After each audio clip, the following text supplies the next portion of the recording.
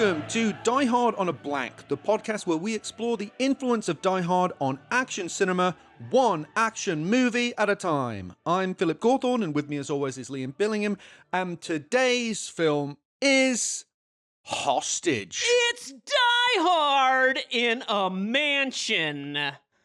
Well, Whoa! You brought the heat with that. What the with that fuck tag. is this house? What is going on at this house? House of Horrors. What the fuck is my reaction to this entire movie? You sent me a text that was pretty damning about this film. It's going to be an interesting one to discuss, and to break this movie down, we have brought in one of our favorite people, one of our favorite humans, one of our earliest fans and supporters. The man of the show. The myth. The man, the myth, the legend. Jim Penola. Unbelievable. Welcome to the show, Jim. Kusama Kings Rise Up! YouTube, baby. Yes, I came ready for the full We had to do it. audiovisual. We had to Come do on. it. Oh my God. Where's your directed by Florent Simi t-shirt? That's the one that you should be wearing. I am this right close to making one. I'm this close to making one because Oh, I listened. God. We'll get to all this, as they say. I rewatched it with his audio commentary last night, and I'm like, kind of love this guy. Kind of love him. So we're gonna have an interesting conversation today. So happy to be Well, we here. This is thought huge. this would be a fun one for you, Jim, because we just started to track a little thread on this show. The last film that we covered, Assault on Precinct 13, which, well, my thesis is these are sort of a brief subgenre of what I'm calling the non-supernatural action horror genre, in the sense of the sort of the gloomy, oppressive vibes. And this is a real kind of spin on the home invasion movie. Yeah. And you have spent much of your podcasting career and life discussing a particular variant on the sort of home invasion horror movie with The Invitation, the amazing Karen Kusama, ultra bleak masterpiece that you have dedicated much of your life to. Do you want to just tell us briefly about your podcasting endeavors, and because it's just kind of, you just kind of completed that cycle, haven't you? It's kind of ended all quite elegantly with the timing of it all. Yeah, that's really kind of you to sort of tee me up for that. What an introduction. Such an honor. Again, I'm such a big fan of this show. So this is a big deal for me. And I think the timing is really serendipitous because, as you pointed out, Phil, just 2 weeks ago, like less than a month ago, I flew into Los Angeles for 24 hours, then went back home to New Jersey where I am right now. And I flew out there because Beyond Fest, the revered Beyond Fest, was doing a 10th anniversary screening of Kusama's The Invitation, which of course debuted in 2015. And as we discussed at the time, it really was just like the ideal punctuation mark to something that I started working on end of 2019, 6 years ago, and then published fall 2020, 5 years ago. And that project was titled An Invitation to the Invitation. It's a 15-part podcast series, very much in the vein of your One Heat Minutes. I've spoken to Blake on mic about this. You can go listen to it. He's very much sort of the forerunner for me specifically. And over those 15 episodes, I break down the script by Phil Hay and Matt Manfredi, who also produced the film. I break it down and recreate it as an audio drama. Then, on the flip side of the episode, we'll then, in scripted fashion, analyze, compare, contrast the words on the page with the final cut of the film. So it's an audio drama, sort of audio essay hybrid, limited series.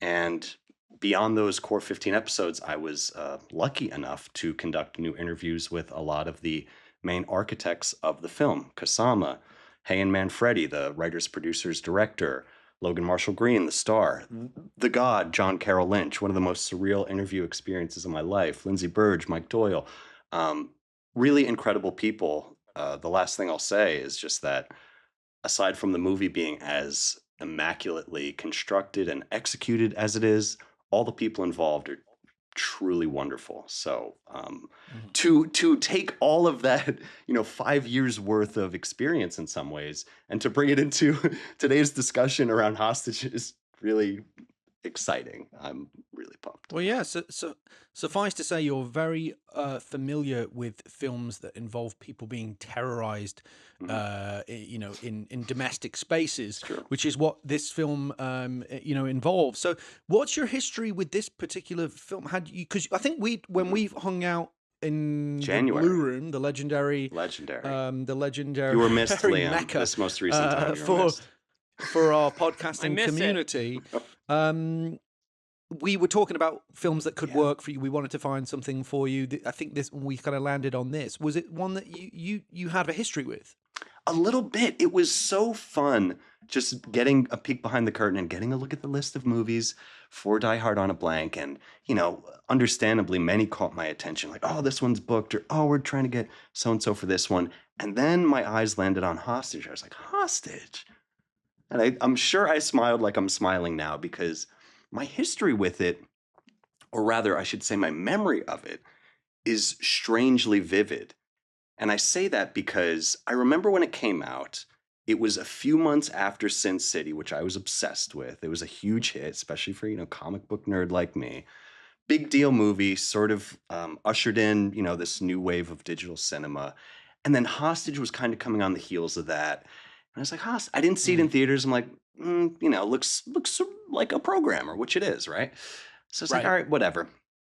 And then, fast forward to some sleepover because I'm in high school. And I'm certain we went to Blockbuster. And to my memory, nobody was like, we got to get Hostage. We're renting Hostage.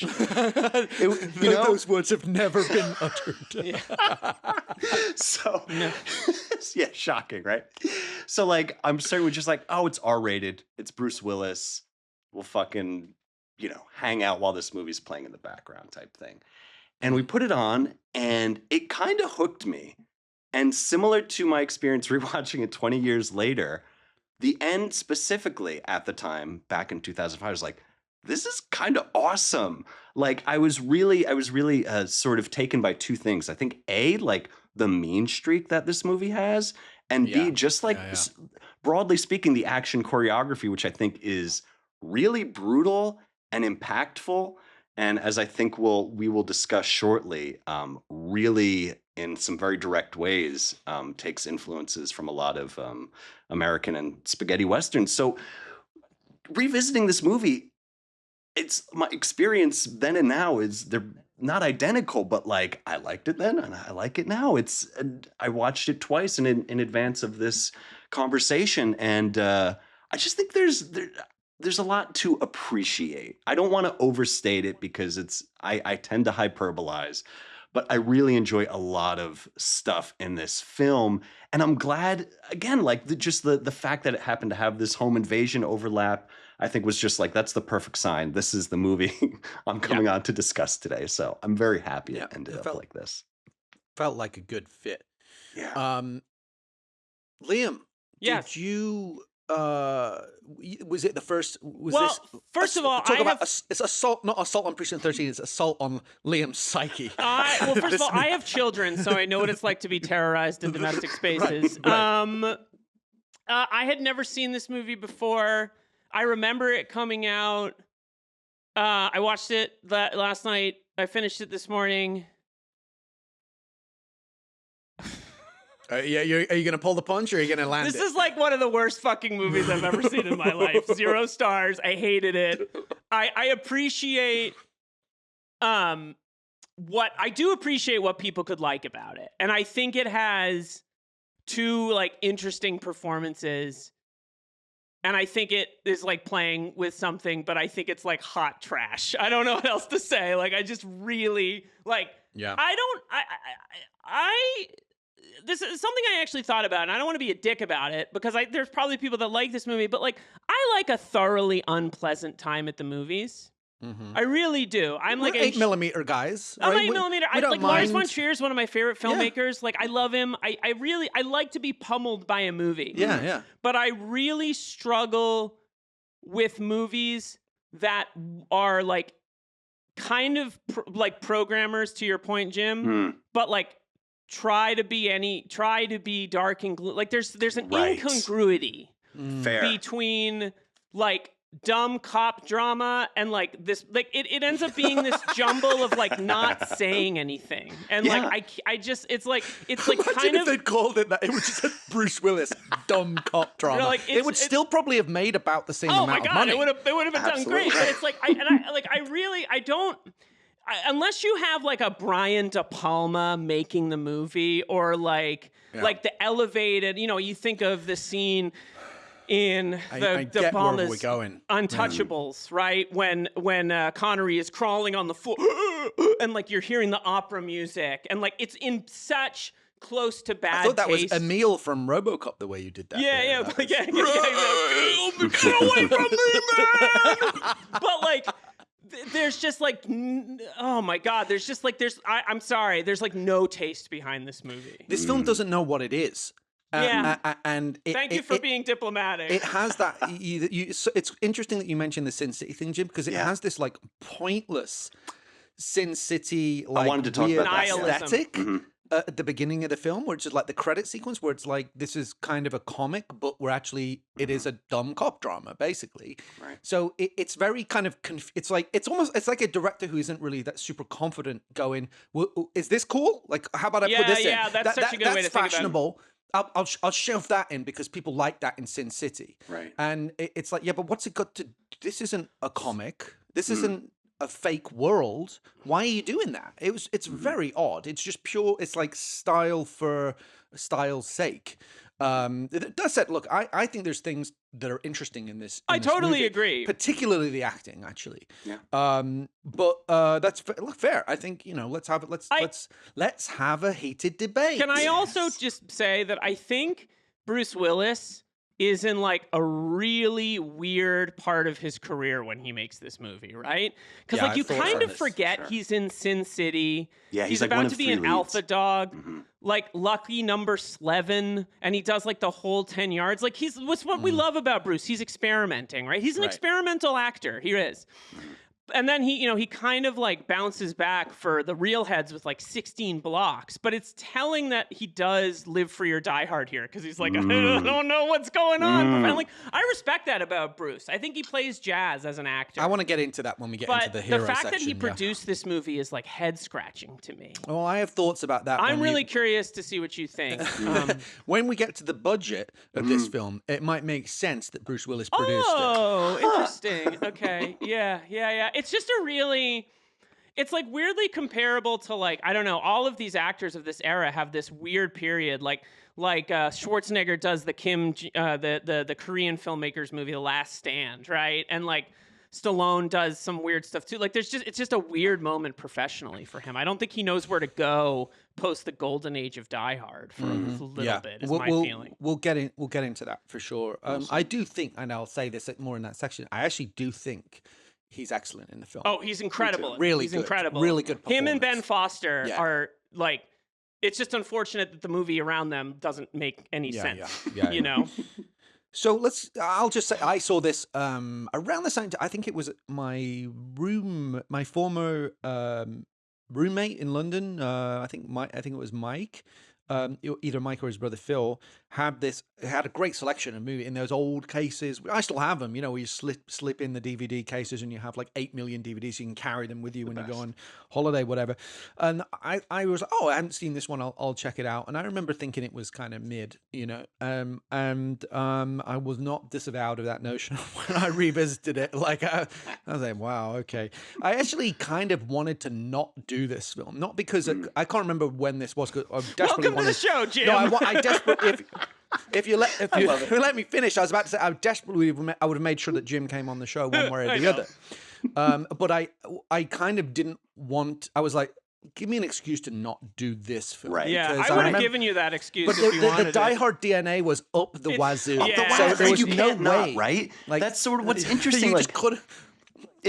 Hostage is an inevitable movie for Die Hard on a blank. So the necessity of it is already for me just bringing up some really interesting things and some disagreements, different experiences. Like it's rich in the sense that it's weird and like liminal, right? Like Liam, you pointed out so correctly, like what is Bruce doing in 2005? He's sort of making a comeback. Sin City was a hit, but I wouldn't say because of Bruce Willis. He Yeah, was it's one like, of like 4 leads, that you know? movie's weird, man. I love it's a that weird movie. movie. But Loved it it's at the time. weird. It's like Don't know what it'd be like weird now. movie, man. Mm-hmm. I surveyed Letterboxd to see what kind of reviews this got, and there's actually one worth talking about from former guest Justin the Liberty. Yeah, go for it. But I did notice that Jason Bailey, also a former guest of the show, watched it, and his review just said for the Die Hard book. So like it is in that It's air. it's like ugh, we have to sort of Well, he tick gave it this one 3.5 off. stars. So Oh, really? which is opposed to me, who gave it 0 stars. Can we get Jason on the line? Can we get Jason in here? Justin the Liberty's review Phone a friend. Phone a friend. was Justin the Liberty gave it 3 stars. Okay. And he said, very nearly succumbs to cartoonish self-seriousness, and let's be honest, it's pretty dumb. Yeah. But there's also something refreshing about a big studio-wide release that could be this gleefully repellent, with moments of violence that feels plucked from the French extremism, interesting pull, of the time, and thrust into a serviceable genre programmer that shared space at U.S. multiplexes with Hitch and The Pacifier. We never knew how good we had it. Which is like, again, I think like Justin, come on. multiplexes are like screaming for variety, right? I don't disagree with that. I just don't think the like French extremism, which he's right to point out, has like anything to do with this movie. It's weird. It's a weird... Oh, I see what you're saying. So the sort of the Gaspar Noé, like I don't, really mean, relentlessly nihilistic type of trend that was going on with European cinema. The funny game. I know it's not French, but like in Florent, it's like it's just a weird. It's the theater of cruelty, if you will. Yeah, sure. Like if you want to call it that, I totally agree. I just think that like I'm the last person in the world that wants to prescribe what a movie should be. I really am not. Like I want to be. I'm like, cool. You're gonna make like an ultra grim hostage drama, fine, but like it has to work. And in my opinion, like there's some cool moments in this movie, but like it's just very confused. It is confused about what it is. Let's get some fast facts on the board. This was directed by Florent Siri, screenplay by Doug Richardson, based on Hostage by Robert Crace, which I assume is a book. It is. Right, right. Not a graphic, as opposed to a graphic novel. Which right? it feels like it could be based on. It's like it sort of feels like there's some graphic novel aesthetics in there for no particular reason other than Bruce Willis was in Sin City. It was produced by Bruce Willis, Arnold Rifkin, Mark Gordon, interestingly, Bob Yari. So some very interesting names. Mark Gordon got me excited. I was like, okay. And I would say I was like pumped to watch this movie. I was like, fuck yeah, 2006, Bruce Willis, more showers in the house. Let's go. Let's fucking go. And then 20 minutes in, I'm like, what is going on here? Yeah, it's repugnant is a good word for it, actually. Yeah. It is. It stars Bruce Willis, Kevin Pollak, Ben Foster, and Jonathan Tucker. Distributed by Miramax, Oscar contender. March 11th. We're being really we are not the snarky movie show at all. We're actually the total soft-hearted. We butter these films up on Fallout. But sometimes the snark has to rise. You're meeting the film where it's at. This movie is I'll be quiet. Right. So this Which isn't necessarily a bad thing. A bad time's a good time, in my opinion. Well, go ahead, Phil. come on. Sorry. Yeah. The thing as to what this was confounding to me when I was like, okay, so what was the budget of this film? Have you seen what the budget of this film is? Should I is? look or should I let you tell me? Because I have the Wikipedia Don't open. look. Okay. Right? Don't look. Guess. This film is based on one location, predominantly. How much is this film? I'm gonna say a gross over and say it was like $80 million. Yeah, $75 million for a film set in a fucking house. With like 7 people in it. Wow. Right? Right. Why? I can only assume, and this is with no evidence whatsoever, but reading between the lines, Bruce Willis must have had some massive, $20 million payday to produce and star in a film that's just it's called Hostage. It will say Bruce Willis, you'll be on the poster with a gun. It's going to gross a certain amount, like in foreign territories. It literally feels like it was put together in that Like, we have this piece of material. If we put Bruce in it, they'll get it, right? Because they like Die Hard adjacent stuff. This film has no fucking business costing $75 million. When you look at some of the films that we've discussed that made like miracles out of $15 million, Lethal Weapon, you know, I mean, no, it's a different era. It's a different era, You know, but it's still like, that was like 15 million or 13 million, you know, and yes, okay, inflation, yada, yada, but still, we've looked at lots of other films that are way more ambitious and expansive that have cost significantly less than 75 million. And it sort of speaks to this kind of overblown, it's almost like he had too much money. Well said. You know?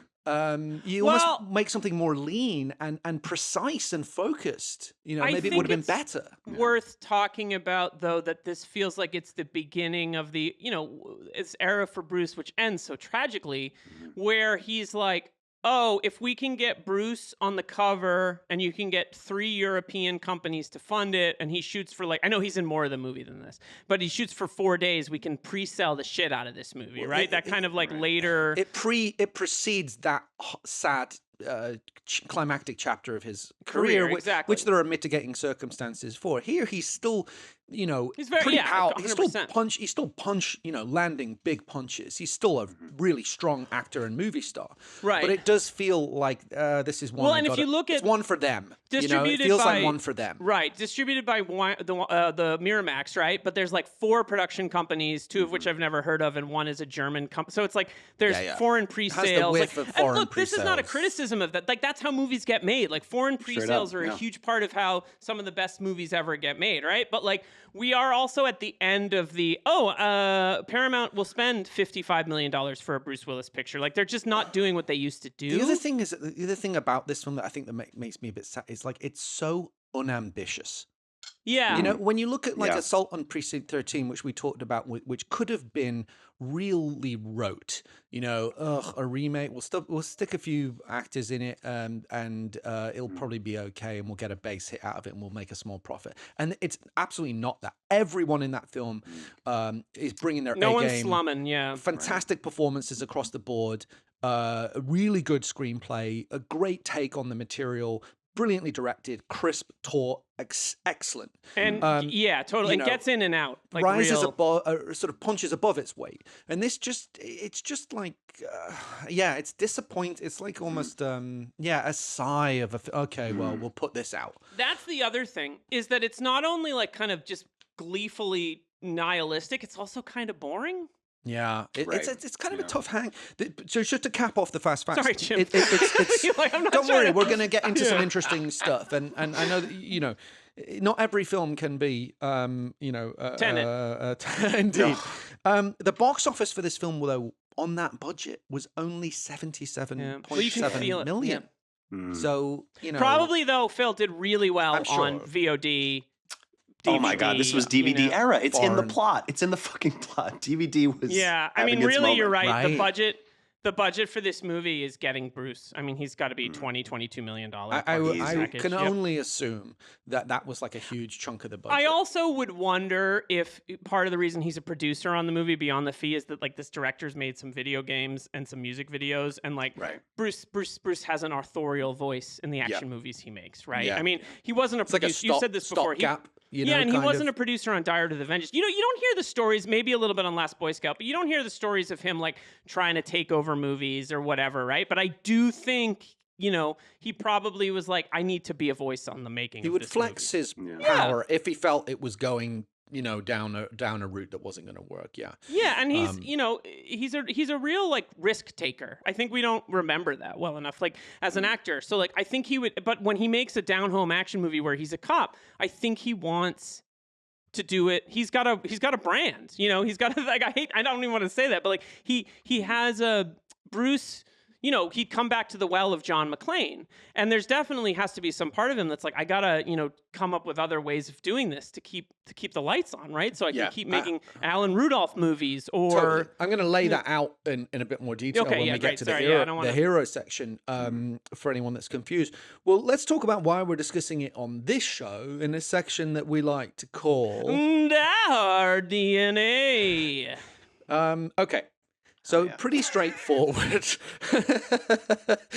Bad guys take over a building and take a bunch of people hostage in order to perpetrate a robbery, but the building itself contains secrets as well as the valuable items they're looking to steal. The police and authorities siege the building from outside but are largely unable to resolve the conflict. The only man capable of doing so is a troubled cop with family problems played by Bruce Willis. Incredible premise, right? Wow, That could work. I mean, It could just be unbelievable. It is a good idea. The idea, it is. It's The house fights back is an it's not- interesting idea, right? It's not reinventing the wheel, but No. it has a nice wrinkle. Yeah. We've also got police vehicles being used as battering rams, people climbing through metallic air vents, identical to the ones in Die Hard, then characters firing machine guns up at those air vents.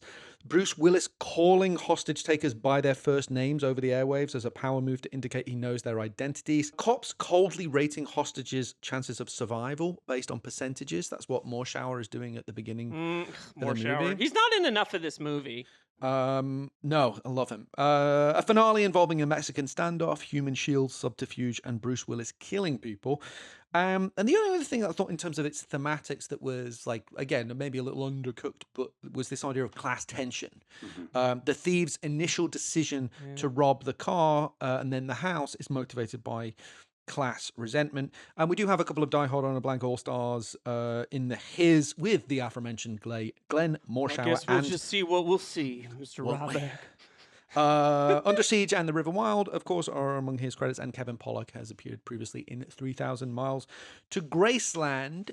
Jim, anything to add in terms of like its connections and lineage back to the original '88 classic? Honestly, the first thing I thought of was the air ducts, the use of the ventilator shaft. Yeah, that's good. You know, it's like it's an iconic image, obviously. I mean, I don't want to get ahead of ourselves, but I think, Phil, you and I began to discuss this in person, but the vent chase in the climax of the movie, I think is the best scene of the movie. It's fucking awesome. I love it. And that's when it becomes a horror movie.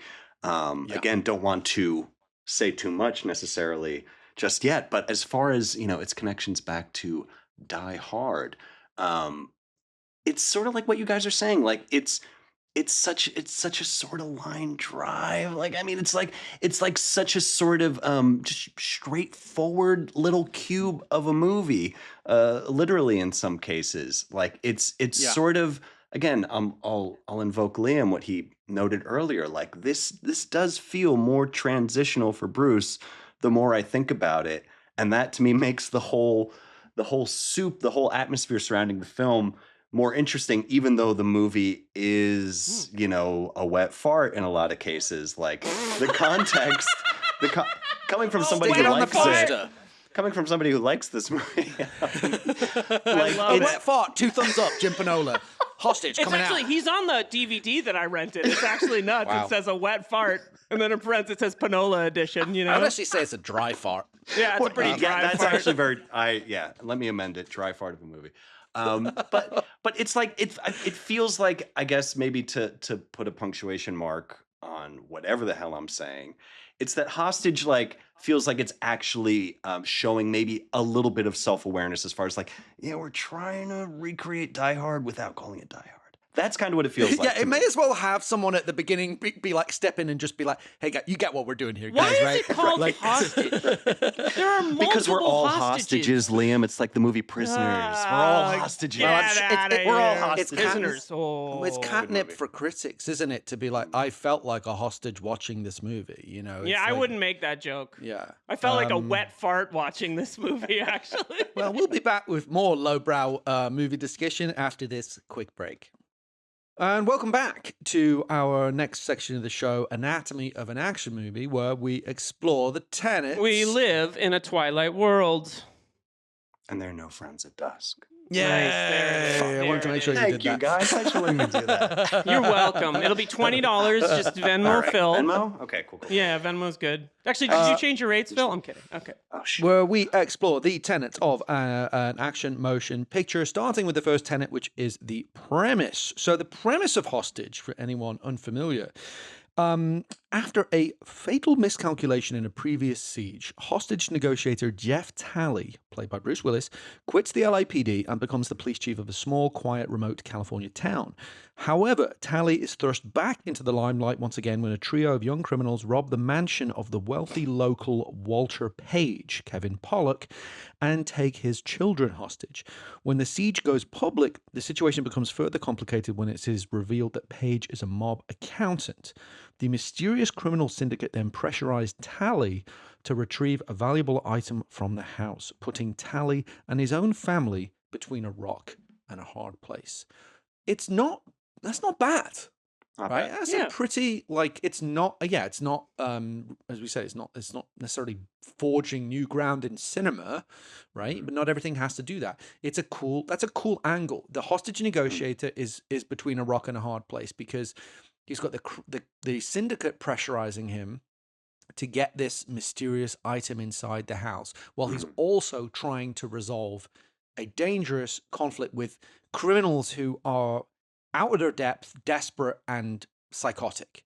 That's a good It arena is. for drama, Yeah, right? absolutely. But I mean, I think it's just going to come down to kind of personal taste with this film and how much you're willing to accept. My question for you guys, and maybe we can start with, maybe we'll just kind of get into the lead here with you, Jim, because I want to give you a chance to sort of talk about what interests you about this film and this idea of, is it actually better to look at it not as an action movie but more as a horror movie, and how does it fit into the kind of the tradition of terror at home, Right. home invasion movies, the unwanted guest, the visitor, the invitation, if you will, all of these films that you're so sort of familiar with, the intruder coming into what was previously a sort of safe utopian place and invoking terror. What are your sort of thoughts on it from that standpoint? It's a great question, and maybe the the best headline for that is potentially reframing Hostage as Die Hard on Haunted Hill, at least for the last Yeah. maybe 20 minutes or something. Because as I started to say earlier, I think this movie is at its best when it is playing with, say, genre convention, right? So watching the film, rewatching the film with director commentary last night, I did enjoy it, and part of the reason why was because Florent Série, this French director who apparently Bruce, requested direct this film, he's got intelligent references. I think the problem, as we're sort of circling around here, is that those references are kind of hollow and probably meaningless. But I'm still endeared because it feels quaint in 2025 when, we are, of course, dominated by Disney fare and MCU fare, where everything feels so self-reflexive, feels so self-referential, feels like just another sort of commercial or advertisement promising a post-credit scene that never pays off. So to have somebody, even in this arguably dry fart of a movie, say, hey, I was inspired by Once Upon a Time in the West when I had this cop get shot and spin around like Peter Fonda. Or say, you know what? I really liked what Wells was doing with Touch of Evil, and that's why so much of this is drenched in classic noir shadows. Like, there are shots in this movie that look like a Caravaggio painting.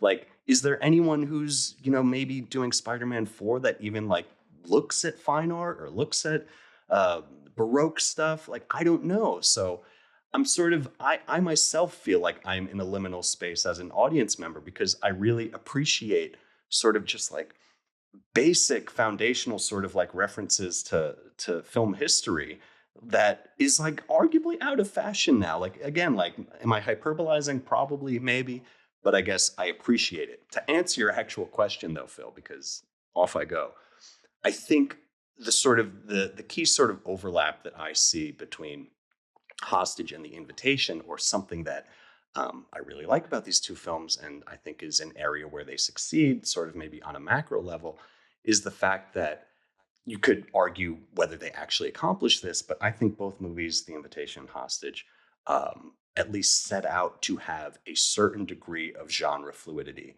that I really like. let's start with The Invitation very quickly, right? Broadly speaking, a horror movie. The director of the film, Korin Kasama, calls it a suspense drama. Many people would call it a thriller.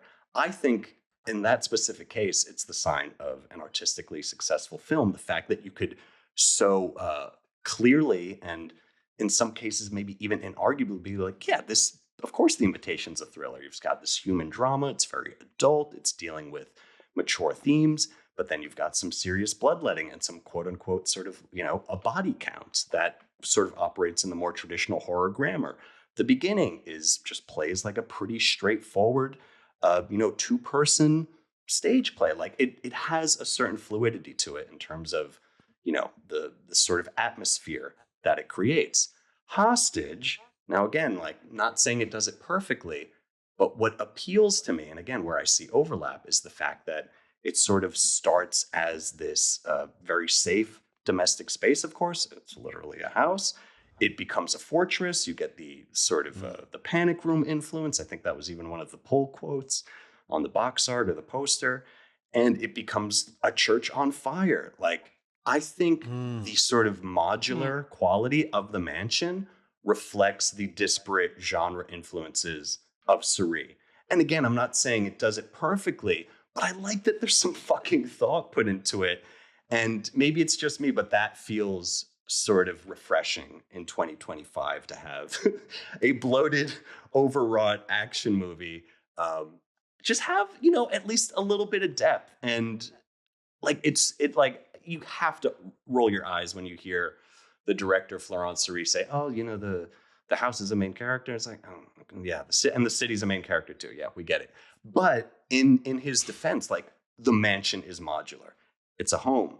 It's a fortress. It's a jail. It's a fucking church. Does the use of Mary Magdalene imagery make sense? No, but it's cool, and at least it's sort of reflective of a country that is Christo-fascist. So there's stuff going on. Again, does it succeed beyond the depth of a puddle? Not sure, but it's fun to look at, and yeah, that's my starting salvo. Hopefully there was something worthwhile. I'm glad that you raised the point about. I mean, it is like a cliche, as you alluded to, this idea when people sort of say, I want the building in which the story takes place to be a character. Yeah. But that is very much the case in Die Hard. The Nakatomi Plaza is has a kind of it maybe not so much a character is probably the wrong vocabulary, but it's like it has a personality, right? It has it influences the story. Yes, and it contains secrets. Nakatomi Plaza. There are things inside the vault actually that speak to the company's nefarious activities, right? Bearer bonds are, we're still trying to figure out what did they we are. figure out what those were yet, Phil? At some point, we're going to get an economist on to tell us. But basically, like the simplest version, it's shady. It's like unaccountable currency that is not tracked, and that's why it has kind of value. And the Nakatomi Corporation are doing nefarious things, and that is why Hans Gruber is not really stealing money. He is doing a twofold thing. He's sticking it to them by stealing the bearer bonds, because he's also shining a light on their the nefarious activities, the impropriety overseas and so forth. So similarly, the house in this has a kind of a personality of sorts, but I want to go back to what you said, because whenever there's any kind of Catholic stuff or religious stuff, I like to phone a friend, Liam Billingham, to our resident Catholic. The Mary Magdalene Why do I feel so stuff. guilty about that question? Cast it off, Liam. Cast it off. Yeah, right. Well, tell us about. Drink anyone? Can you guys elaborate a little bit on this Mary Magdalene stuff? Because I think the imagery at the end is very like in Dante's Inferno. I mean, it's like it is very. Yeah, it is hellish. the final shot. So can you riff a bit more on that stuff? I mean, yeah, I think that's one of the only sort of moments that I felt any sort, not even substance, but just like what a cool image. She's kind of like draped in the, and I. Can you explain to anyone that like is unfamiliar exactly what happens and why it has that religious symbolism?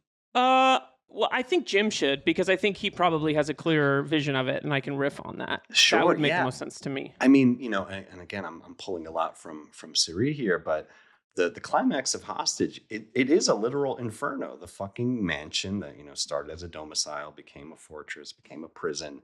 It's now a trap. That's another word that Siri uses. It's a fucking trap. So again, I really appreciate the sort of transformational quality that the physical space takes on, but it becomes an inferno. The fucking walls are on fire. The ceiling is on fire. I think with the exception of Ben Foster's pretty memorable death, it's all practical flames too. And it looks like it. That's another thing I like about this movie is like, we're 05. Again, this is sort of like dawn of digital, post Attack of the Clones, post Sin City.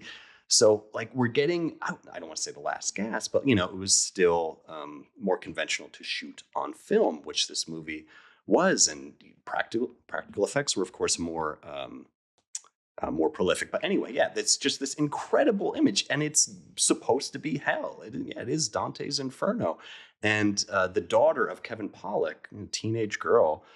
She's got a towel wrapped around her head, and she looks like Mary Magdalene. He calls Ben Foster the Antichrist. So the Antichrist is coming like the towards angel of death. Mary Magdalene. Yeah, very much so.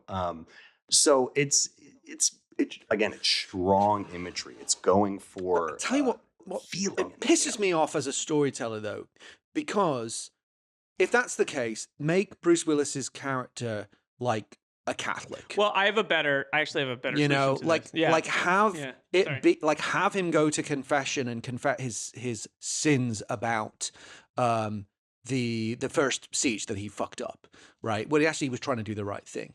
Make it. That's the thing about this. It's like a jigsaw puzzle of disparate references that don't click together, right? 100%. Whereas if you make it thematically congruent from the beginning, and if you're going to do that, great. Make it like drenched in Catholic guilt and Milton-esque imagery, or whatever. But it doesn't. It's just like, this will be cool. Just evoking an image, another artistic reference, is not cohesive storytelling or filmmaking. In my opinion, the problem with this movie is that Bruce Willis's character isn't in it at all. I think you have a better movie. I love Bruce. This is not a Bruce thing. Yeah. I think you have a better movie and something closer to the cruelty of a French extremism film. If this home is invaded, the father is killed or dispatched, and there's like a psychosexual drama playing out between the daughter and Ben Foster's character, and the son has to go and like save lives, and at the end he ends up killing all of them, and it just like goes to the darkest place imaginable. That is a clearer. It's like the dark Home Alone. Yeah, but that's like a clearer. There's a French film called Inside. I don't know if you guys have ever heard of it, and it's about a woman who's pregnant, and her home is invaded. And every time she is hit or abused, it cuts to the baby in her womb, and the baby moves and like is affected by it. And like, not a value judgment on it, but like, if you're gonna do it, do it. And the fact that this movie is wrapped in, as we said earlier, dumb cop drama is kind of the incongruous force to me of the movie. And Phil, you're totally right. If you're gonna do it, like, I don't know, get Martin Scorsese to direct it, and get like Bruce to do like be a Catholic or be needing to be absolved of his sin. That's like a much stronger. But as it stands, the diehard elements of this movie are kind of what gets in the way of it. Like, there's a really cool horror movie where like the home invaders have gotten in over their heads, like to Don't Breathe or something like that. But it has this thing at the center of it, which is like Bruce Willis, he's really good in this movie. He's excellent in it. When He really there's a is. scene where someone pulls a gun on him, and the fear and look on his face is like, Jesus, this guy can act. He's so good. But like, he just doesn't make sense, I think, thematically with what the movie's trying to do. And like, I also think Ben Foster is incredible in this movie. Yeah, he really is. And Ben Foster's always good. So like, but it just sticks out like a sore thumb that there's this like cop drama playing out. And you feel it from the very beginning of the movie. It feels tacked on to me a little bit. The whole thing is, even for something that should be a bit of a kind of square peg in a square hole, adding these weird esoteric flourishes that don't click, like the Sin City style credit sequence that's like the comic book, and then this religious imagery that comes out of nowhere when the story it's like it's right there. This is about a guy who feels guilt, tremendous guilt and is racked with the weight of that and needs redemption. All of those, they're already in the story, but the director doesn't bring them out at the beginning of the story so that they don't connect with the ending, right? Yeah. That would be my kind of view of it. But let's talk about the hero, and let's talk about Bruce as Jeff Talley. And I do say, and it's not because I'm some kind of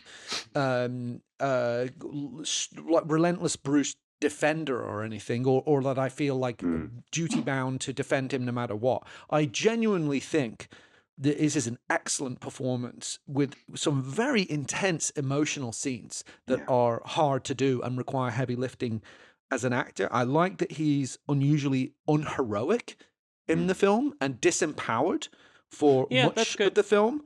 But I think, to pick up on the point that you kind of set up earlier, I think this movie, placed in the wider context of his career, speaks to his need for constant career correction, because he would support and stabilize his status as a bankable movie star every few years by making either an actual Die Hard sequel or a Die Hard adjacent movie. And this, for me, falls into that camp, and that would buy him the freedom to do those strange esoteric Alan Rudolph movies, or A Nobody's Fool, or make these sort of, do a risky smaller part in an odd movie to just stretch himself. But every few years it would be okay, because a lot of those movies didn't, sadly, some of them did, but some of them didn't connect, like the Breakfast of Champions Alan Rudolph movie, things like that. That was like a pet project of his. Well, and I think it's worth saying that, like, around this year, he does Fast Food Nation, he does Alpha Dog, he does like, a bunch of, like, The Astronaut Farmer, which he has a small part in. Like, he just kind of like goofs off a little bit, like he's trying things, and that's this buys him that freedom. It's sort of like it's like ballast for his career. Totally. So every few years he has to kind of knock one of these out, and probably gets a big payday, and he certainly doesn't phone it in. He's bringing it. He's excellent in it. But I think it does make sense when you look at it, the totality of his career. It's almost like a graph that you can track every few years. Yeah. Okay, let's do so we've got 16 blocks coming down the pipe, which is also excellent. But it is very much a kind of pretty down the middle, Die Hard adjacent style action movie with Bruce and a gun playing a cop, right? So it to me, that's my kind of 2 cents on how this his work in this film, which I do think is excellent, and placing it in the wider context of his overall career. Do you guys have additional thoughts on his work in this film, his performance? How is this character maybe interesting or different from other characters that he's played? He's played a lot of cops and a lot of sort of troubled cops. It has a little bit in common with Striking Distance, right? Yes, and it's kind of like tortured, it actually has a little more in common with that and Color of Night, these kind of earlier, another more weird adult, failure, right? Huge failure, but an interesting movie. I think he's really good in it. We're at the point where he's just such a good actor, and he's so good on screen that you can kind of it makes it watchable, right? That is the thing that I would say about this. And I do think you're right in saying that but then you have to assume that this isn't a commercial movie. Maybe in theory it is, but then you actually watch it and you're this is just not something that in addition to it's kind of grim tone, it's full of obnoxious performances around him. It's repellent, isn't it? Yeah, and there's really bad acting in this movie, and it's not modulated at all. And again, that might be a choice, right? But it's not like people are going to walk out of this and be I can't wait for the sequel to this movie, Hostages. Yeah, you're kind of quite glad that it's over. It's kind of a grueling experience. Yeah, totally, 100%. Jim, what do you think about this? Bruce, what's different about this maybe from other cop characters that he's played? It's a good question. I'll resist making the invitation parallel at the moment because we've already done that. But I will quickly echo your sentiments regarding his performance, because I think, pleasantly surprised by it. And he brings it. And, for me, the most sort of not saying he isn't great in other movies or isn't consistently great, but, the most sort of tangible thing I could attribute that to was, the presence of his actual daughter, or one of his actual daughters, Rumor, who plays his daughter in the movie. And, the commentary confirmed that, Bruce would, carry pictures of his children on set and use that for some of the more intense scenes, of which there are a few. There are a few of them in this movie, and every time, not only does he deliver, but I think he sticks the landing. Like, I really can't get out of my head just the final scene when he finally reunites with his family. Like, he looks tortured. He looks fucking tortured. And, I don't want to, belabor the point. We don't need to. But just watching this now in 2025 and thinking about the Willis family now, it's like it hit me hard in an unexpected way. I was moved by the end of Hostage, which again is a sentence no one's probably ever said before until now. like those scenes, like they have more weight. The sort of metatextual weight, if you will, is more considerable watching it now in the 2020s. And I was impressed in a way where I sort of had to say to myself, why am I underestimating Bruce? It's like, I think it's, the last thing I'll say is like, again, we touched on this before, but like, I think an interesting aspect of Hostage is that it's sort of his DVD era. It's his DVD era before he actually starts it. It's him doing that same template, but with studio money. And I think that's that really intrigues me about it, even though it is a failure and a misfire and a weird object in so many ways. It's like the big budget version of what he like sort of, I guess, became his bread and butter, right? So that's very true. And I think one of the things I hope that we've been able to do through the course of this show is, reclaim Bruce Willis as a real actor. Because even looking at some of these films are somewhat middling. Maybe Striking Distance or, Last Man Standing. But his work, I think, is always either really good or in some cases, like, exceptional, like 12 Monkeys, and where he's really pushing himself.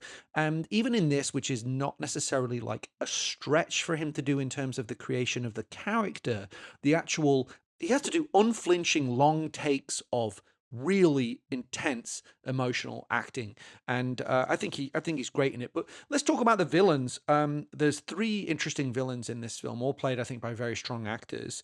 Ben Foster as Mars. His nickname is Mars. His character is actually called Marshall. Jonathan Tucker as Dennis, and Kim Coates as Glenn Howell / the Watchman / the Masked Man. He's the guy who just appeared. You never see his face. I forgot about him. Yeah, voice performance, because there's a scene where he sort of very calmly and quietly intimidates Bruce Willis's character and coaxes him through what needs doing. I'll kick it over to you, Jim. Then, what are your thoughts on like the villains of this film? I mean, I again will echo you guys in saying Ben Foster is, I would say, a favorite of mine, and I feel like he's not disappeared, but we don't see him as much as we may be used to, and I think he's pretty consistently electrifying. I think of him in, is it 3:10 to Yuma is phenomenal. Probably one of my favorite performances of his, and he's an obvious standout in just his styling. I'm wearing my Nine Inch Nails hat as a reminder. He is Trent Reznor circa Natural Born Killers, like 100%. Same exact hair color, jet black, shoulder length, greasy, pale. Like, if you watch the Burn music video, which was produced for Oliver Stone's Natural Born Killers, it's Mars. It's just Mars. Like, they look identical. Yeah, it's very intentional. You can feel it. You can feel it. So, like, I mean, it's kind of a home run. It's like, it's Ben Foster, like square in his sort of archetypal villain era. And he's always interesting. He's someone who is like, he doesn't have to say much. He's fantastic. On the opposite end of the spectrum, like you pointed out, Phil, Kim Coates is kind of the opposite. It's all voice and eyes. He does not have the benefit of acting with his face. And it makes me appreciate Kim Coates as an actor even more so. It's like, holy shit. He's so good. The presence of that. Good. Again, just like the eyes and the voice. It's like, it seems, I would love to hear your thoughts on this, Liam, but just like the essence of being a thespian seems like the Watchmen character. It's like, what can you do when all you've got are 2 little slits and your mouth? And I feel like he does a pretty good job of working within those limitations. And then Dennis, right?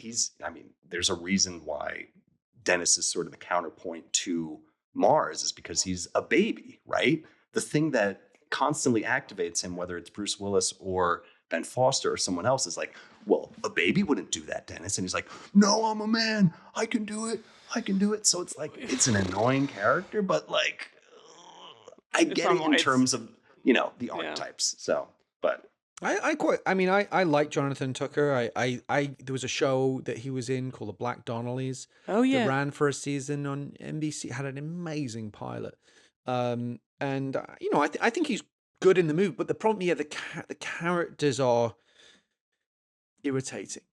Especially his dynamic with sort of petulant, childish, and it's just like it's like a polished turd of a character, right? Like I just mean that like he's doing what he's supposed to do, right? But he's like the character's just like completely unsympathetic because he's not allowed to like modulate in any kind of like quiet way. Old to play a character that acts that way. I totally agree. Right. I don't blame Jonathan Tucker, who I also agree is a pretty good actor, but I just feel like he's handed a borderline impossible character. Like the problem isn't the performance, it's what he has to do. Yeah. Right. Yeah. And what the story demands of his character. Exactly. Yeah. Like, and I mean that like it's just like when you're handed that, you could definitely like.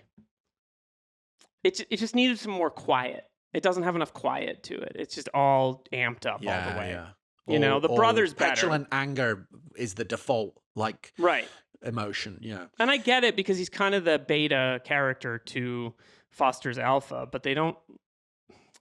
I don't know. It's just too adversarial from the drop.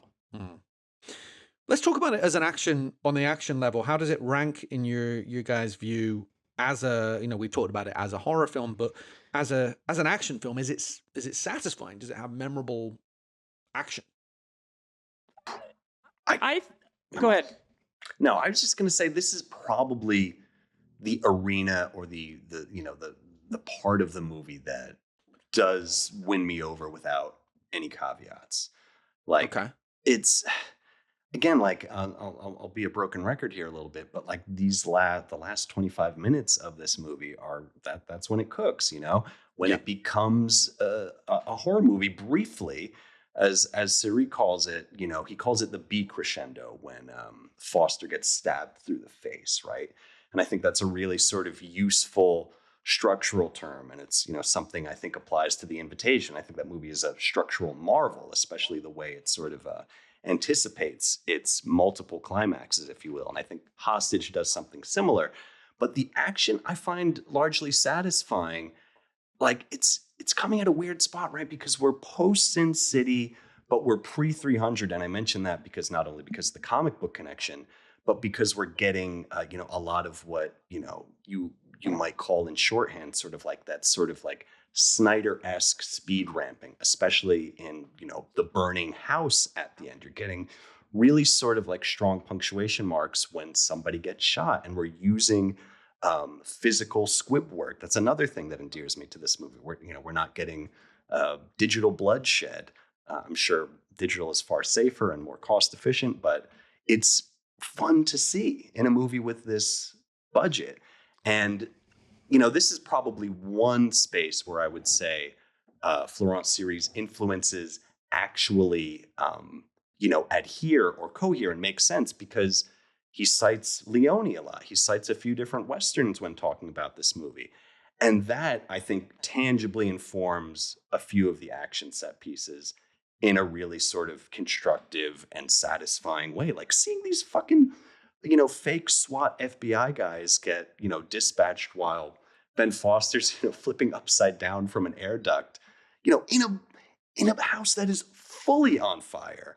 Again, the imagery is strong. So I would say this is, without the action, I would probably not like this movie very much, if at all. So I think it really succeeds on that front in the broadest of strokes. Okay. Yeah, I think the moment when the strongest moment in the movie is when Foster neglect doesn't throw the Molotov cocktail at them because of the Mary Magdalene. The Molotov cocktail moment's pretty cool. Like he kind of there's a more interesting movie at play there because Foster chooses not to kill them, and it's sort of like I wish it played with that a little bit earlier. Like the action's good. It's just I definitely think it's like better in the sort of cat and mouse of it. Like the kid moving through the maze is the most interesting. That kid is the most interesting part of the movie to me, the little boy, because I just feel like there's like a really interesting. He's so resourceful and smart, and I wish they'd done a little more with that. And I think the kind of cat and mouse of it is really, really interesting, and the way everything catches on fire in the final half. I don't love the last scene because it just feels a little like redundant to me, and the way Bruce Willis takes out that last guy it feels a little anticlimactic because I'm like, he's already killed a bunch of people in this movie. So you're like, again, Phil, your thing about Catholic guilt would have been a lot more interesting if like his like no one dies is tied to him like with if he has a rosary at the beginning of the movie that he's thumbing, like something that sort of like solidifies his beliefs. Because as it is, it's this very like weak hero thing of like no one dies. Like it's a little bit something we talked about with Assault on Precinct 13, where like Ethan Hawke's character is like motivated by a belief in something larger. It's not clear what that is in this movie, and it should be a kind of Catholic guilt. They all feel, some of the actors, I think Ben Foster and Bruce Willis are able to transcend the limitations of the material, but they all feel a bit too archetypal. Yeah. I would say as characters, but the action does, it does kind of go up a gear towards the end. And I do like the way that Bruce Willis's character helps put out the fire using the water fixture. Yeah. That was like quite cleverly set up. And effective. I want to skip the humor section because there's very little humor in this film, and I think that's Fucking actually it's part of the problem. Yeah, because it's such a grim experience. It could have actually used some of a bit more humor. There's touches of it, but let's put on our tuxedos and head over to the Die Hard Oscars, aka the Action Movie Awards, and hand out some statues for Hostage. Starting with the John McClane Yippee-Ki-Yay Award for Best Line, and you just said one of them, Liam. It's kind of the mantra of the film, like fucking rich people. Yeah. There's a couple of other ones that I put down. Kevin Kelly says, "I'm your brother, so you got to choose me or Mars." Dennis Kelly says, "I choose the money." Mars says claustrophobic, and Kevin says tribuctophobic. That's good. And Dennis, this one I actually thought was a genuinely good line.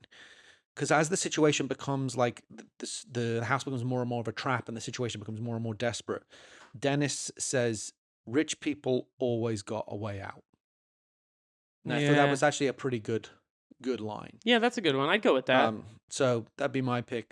Jim, did you have an addition or a pick? Anything that stood out to you in terms of the actual dialogue? It's maybe somewhere in between funniest and best, but I like the "No Crime Tuesday" line in the beginning. It's like, right. Yeah, that's fun.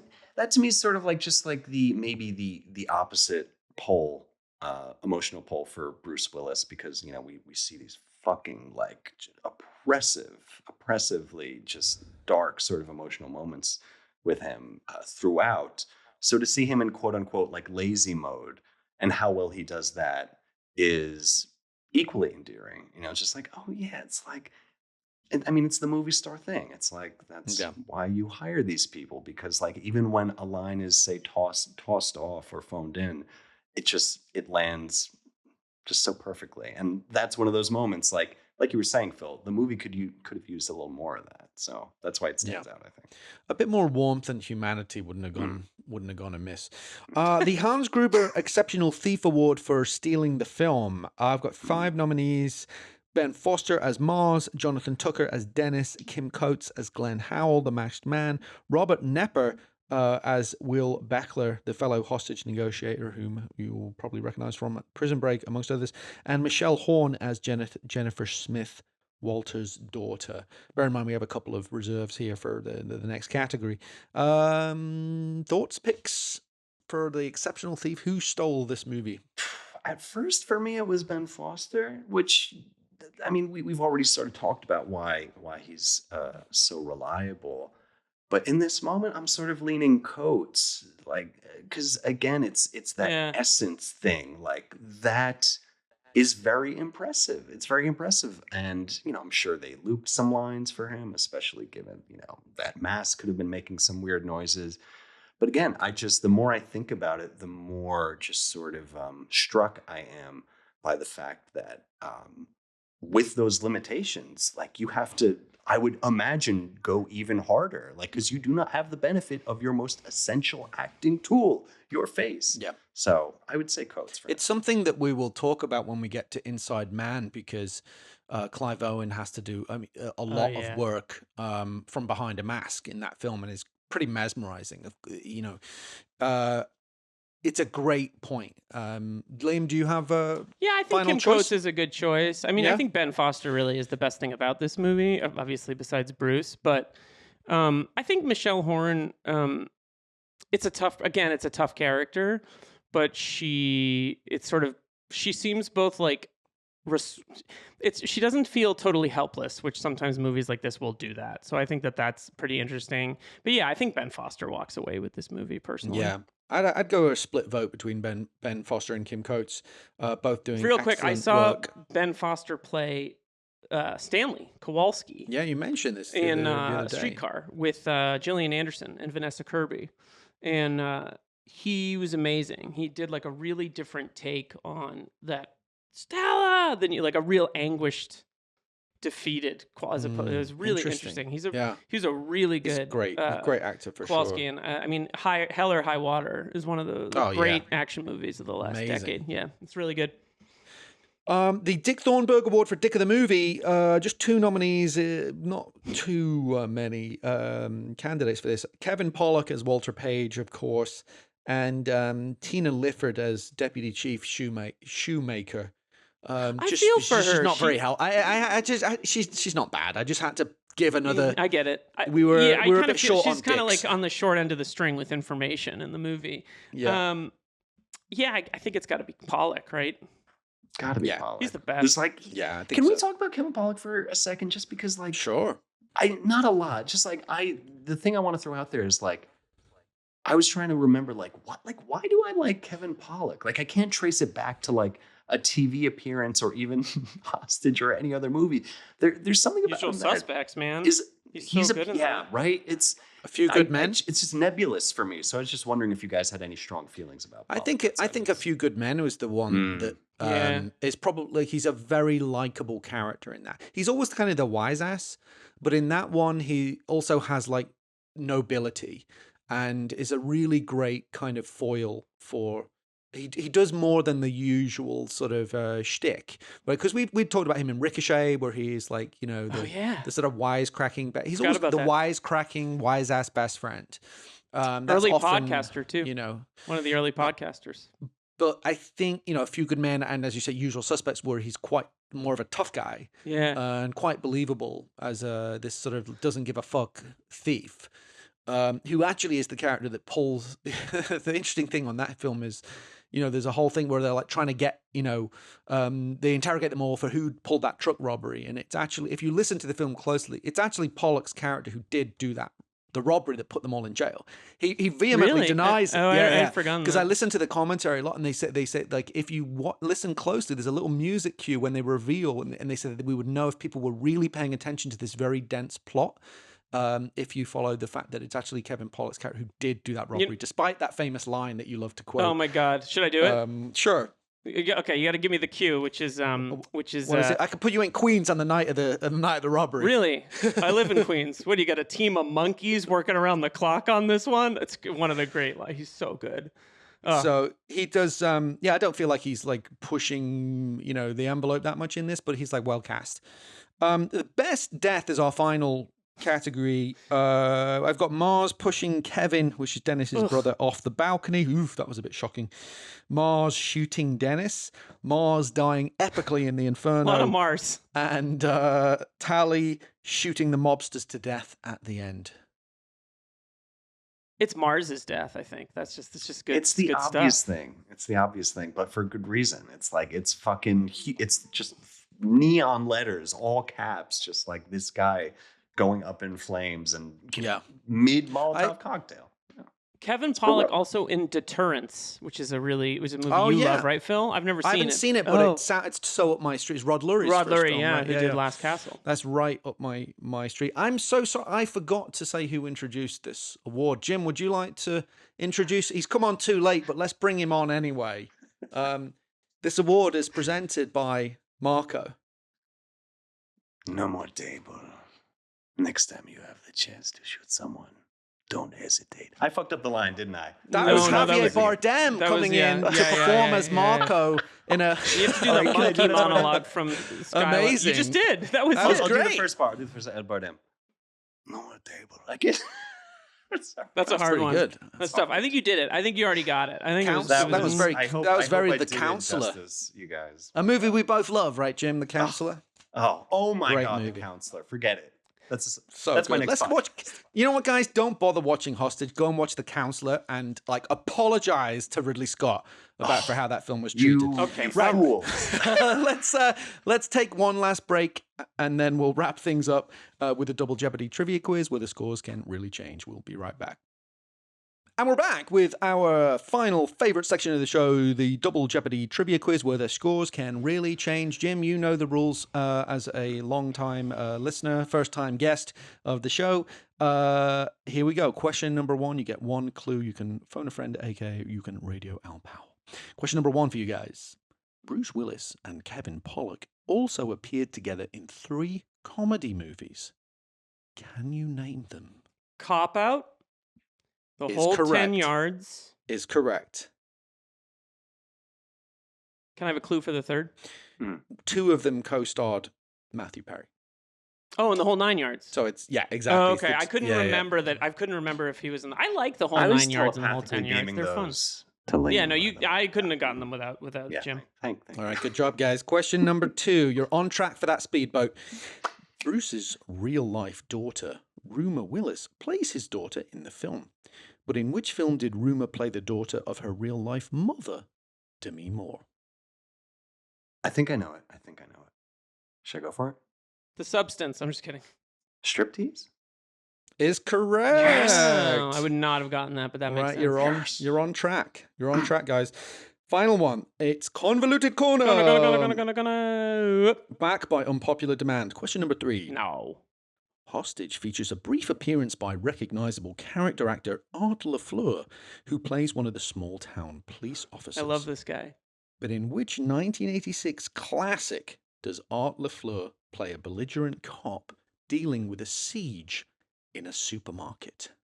Oh, I know. Cobra. Yes! Oh, of course it's fucking Cobra. One in doubt, Call the Cobra. Crime is a disease. He is the cure, baby. Right, that about does it. Jim Penola, thank you Thank so you, much Jim. for Thanks, lending us guys. your Thanks. your brain, your voice, your goodwill. Is there anything honor. you want to plug before? You've already talked a little bit about Yeah. your body of work, but just for I did. anyone, is there? Can you concisely plug anything that you like to? This is your opportunity to do so. I'll just say, as a guest and listener, you're missing out if you're not subscribing to 48 Hours of Buddy Movies. It's a huge Oh, hit. It's a jeez. great Jeez, podcast, jeez. folks. So start there, and if you like a guy bloviating about a movie from 2015 directed by Karan Kasama, you can go check that out. You know, I also explore her LA noir film Destroyer and a few other films.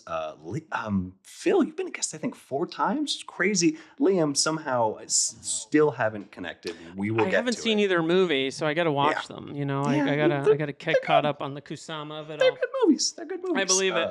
I believe it. So check them out. What an honor. Thank you so much, guys. Thank you.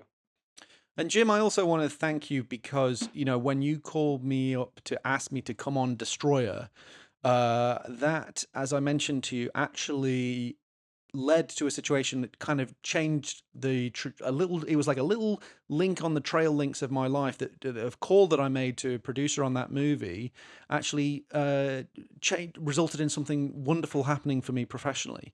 So you have had a direct influence on my life and career in a really positive way. So it just goes to show that you never know Oh, that's so nice. that a little it's something that you might not think too much about, although I was so honored to talk because I love Destroyer. Actually, by doing that, you've actually helped dramatically improve my life and career in a wonderful way. So I'm always be grateful to you for that, Jim. And, it was great seeing you at the Blue Room. Liam, you were sorely missed. I'll be there next time. Yes. And yeah, thank you, Jim. We'll let you. We'll see you again soon, my Can't friend. wait. Well, thank you to Jim Penola Thank you, for Jim. being a part of this one. Sorry, and I thank couldn't get more enthused about this movie. Look, keep it real. Keep it real, man. That's totally fine. Not everyone can be, a classic. But there's still some You're a interesting classic, things Phil in this Gawthorne. movie. Oh, stop. Right. Thank you to Tyson for doing our artwork. As always, please rate, review, subscribe, tell a friend, yada, yada, yada. Do all the Please things. listen to Jim's advice and sign up for our Patreon show, 48 Hours of Buddy Movies. www.patreon.com. That was too many W's. Patreon.com/48 hours of buddy movies. And the next movie coming on that show, which is one you will appreciate, Liam, Lethal Weapon 3. Ooh, the third best Lethal Weapon movie. The best. No. My personal favorite. No, the first one I saw. Come so I have on. a deep love for it. Come on. It is very good, though. It's very good. Next time on this show, A History of Violence. Oh, so this was a late addition to the canon, if you will. It's Die Hard in a Diner. It's Die Hard in a Diner. It's also one of the greatest movies of the 21st century. Cronenberg, that is 20 cronies years. rise up. Cronenberg drones rise up. No, I'm very excited. I revisited it this year for the first time in many years, and I was like, this fucking movie. And also great because we talked about Maria Bello in Assault on Precinct 13 and how she gives one of the great performances. Plus, William Hurt. We get to hang out with William Hurt. Ed Harris. Vigo. I mean, forget about his son. I don't know. I'm running out of things. So it's going to be a really interesting one to discuss. So we will see you for that one. We'll be back next time with body horror. We'll be back next time with Liam Billingham, a.k.a. Joey. Right, Joey. Oh. Die Hard on a Blank is a podcast from Philip Gawthorne and Liam Billingham. Tyson Hubley makes our art. You can hear exclusive episodes of our Patreon show at patreon.com/48 hours of buddy movies. Rate, review, subscribe, and tell your action movie loving friends about the show. See you next time on Die Hard on a Blank.